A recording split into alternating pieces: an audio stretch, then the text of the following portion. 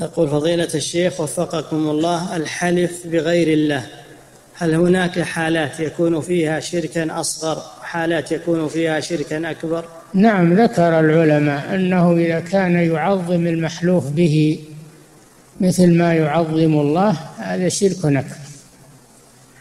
أما إن كان لا يعظم المحلوف به كتعظيم الله هذا شرك أصغر.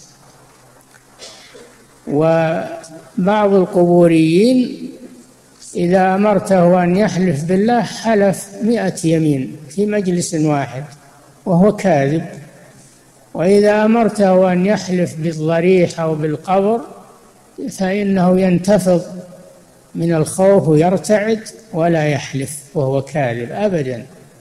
هذا يعظم المخلوق أعظم مما يعظم الله، هذا لا شك أنه شرك أكبر. نعم.